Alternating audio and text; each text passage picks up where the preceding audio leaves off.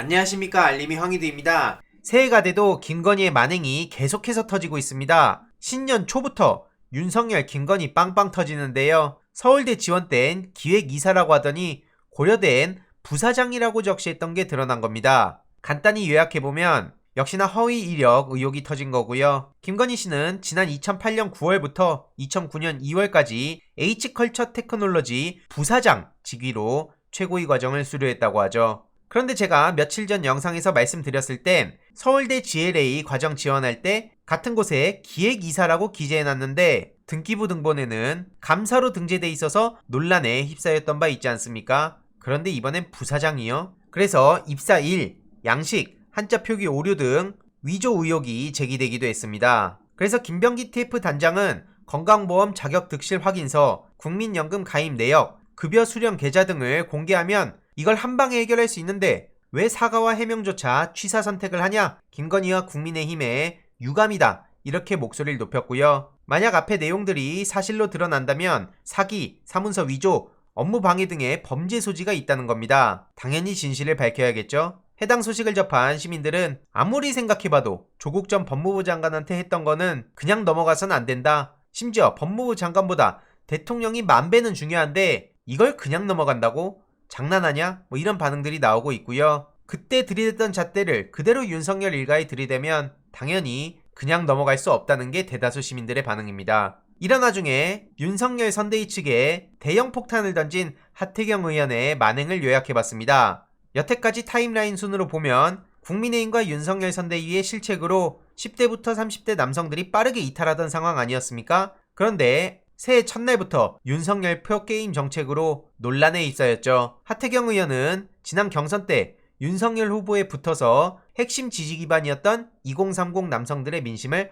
하루아침에 잃기도 했었습니다. 이번에 만회해야겠다 생각했는지 게임 정책 관련 선대위에 유감을 표명했고 당연히 네티즌들의 반응은 싸늘했습니다. 뒤통수 맞았던 2030 남성들은 더욱더 분노를 하기도 했는데요. 오늘 오전 본인 혼자 살겠다며 갑자기 이렇게 윤석열 패싱이었다고 폭로를 한 겁니다. 이로 인한 결과물들만 보더라도 어마어마한데요. 일단 패싱당한 윤석열의 무능함을 키운 거고 대리 인터뷰 논란이 지금 커지고 있고 최순실 대리 정치 악몽이 다시 재소환됐고 인벤 사이트와 고생한 기자는 무슨 잘못입니까? 거기 물먹인 거죠. 그리고 윤석열 표 정책에 환호하던 게임 사측을 물먹인 거 아니겠습니까? 게다가 윤석열 선대위에 내부 분란을 키우기도 했죠. 이 모든 게 하태경 의원 본인이 혼자 살겠다고 나서서 얻어낸 어마어마한 결과물들입니다. 하태경 의원은 정작 신의진 영입된 옹호를 해서 많은 지적을 받기도 했었는데 손인 출시에 대해선 언급조차 없죠. 한마디로 애초에 노렸던 2030 남성들의 마음도 못 얻었다는 의미입니다. 이재명 후보와 민주당 이상한 조합에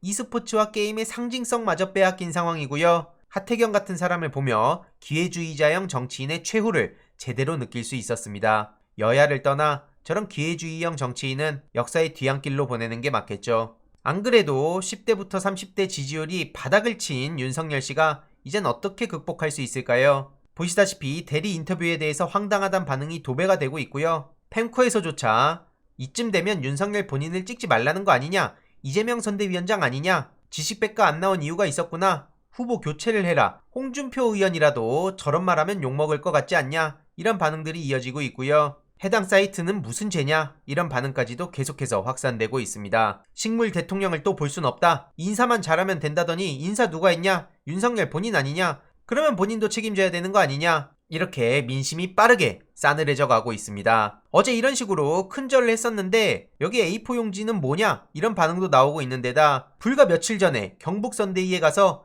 맨날 어디 다니면서 엎드려 큰절하고 눈물 흘리고 참 못 봐주겠습니다 라고 하더니 지지율이 계속해서 떨어지자 바로 저렇게 사과하는 척을 하고 있죠. 그래서 민주당에서는 윤석열 새해 큰절에 대해서 말 따로 행동 따로다 이렇게 비판을 하고 나섰는데요. 막상 이준석 대표를 만나서 대하는 걸 보면 여전히 본인의 약속과는 배치가 되고 자기한테 비판적인 목소리를 내는 사람을 빼고 하는 통합은 통합이 아니라며 따끔하게 지적을 했습니다. 그래서 앞에 보였던 큰 절이 보여주기식 쇼가 아니길 바란다고 비판을 한 거죠. 이런 와중에 김종인 씨가 나서서 내가 메시지 전부 관리하겠다 이렇게 목소리를 높였는데 글쎄요, 그게 가능할까요? 설령 그리고 그렇다고 해서 윤석열의 무식 무능을 그냥 덮고 넘어갈 수 있을까요? 참고로 현재 3% 이재명 후보 편이 조회수 490만을 돌파했습니다. 500만에 임박한 상황이고 그만큼 3나구 3%가 나라를 구했다는 말이 더더욱 현실화되고 있네요. 500만을 넘어 1000만으로 갈 때까지 계속해서 소식 전해드릴 예정이고요. 반드시 승리할 수 있도록 힘을 보태겠습니다. 이번 내용도 유익했다면 구독, 좋아요, 알림 설정, 멤버십 가입 정말 큰 힘이 된다는 점 말씀드리고 싶습니다. 이번 내용도 주위에 널리 공유 부탁드립니다.